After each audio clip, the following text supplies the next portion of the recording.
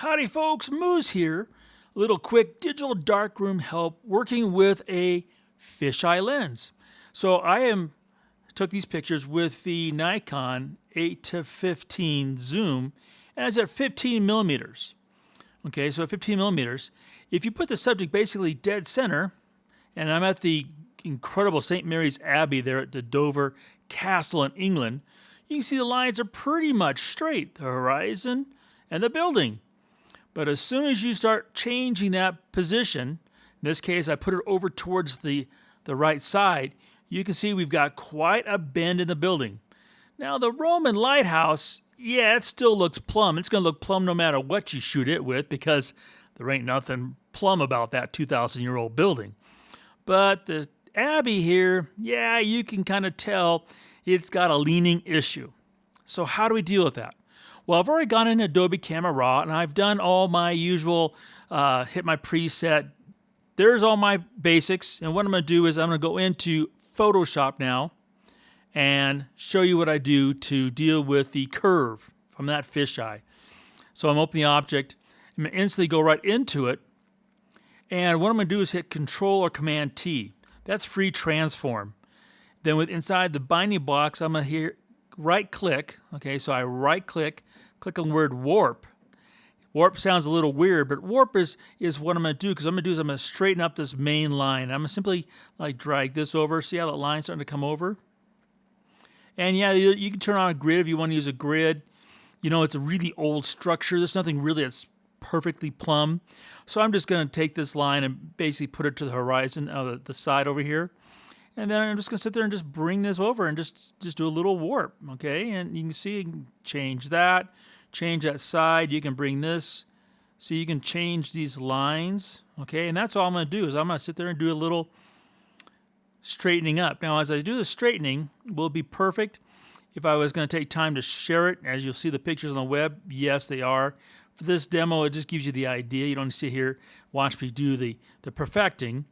But right now, okay, so I got the lines, you could say basically, okay, straight. They're not perfect. But what you will notice is this building now doesn't look quite right. It's been stretched. So what I need to do is I come from the bottom and I need to compact it, bring it back to its shape, right? So now we're kind of got back the orientation that we should have. Aspect ratio, size, all that stuff is correct. So I hit enter. And now I have corrected for the building. So if we're going to look at the before, there's the after. The before, the after. Now, it just takes seconds to do that, as you saw. But you're probably saying, what's with all that goober there, right? You can't, have a bunch of gray and white boxes. Pretty simple. Hit Control or Command J. I'm going to create a layer, and then I'm going to rasterize it, get rid of that smart object, okay? And then all I'm going to do is hit L for my lasso tool, and I'm going to come down and I'm just going to freeform, go around, back up, then hit FN, Shift F5, or Shift F5 on Windows, Content Aware Fill, okay, Color Adaptation, click OK, and I'll let Photoshop deal with the blanks, see?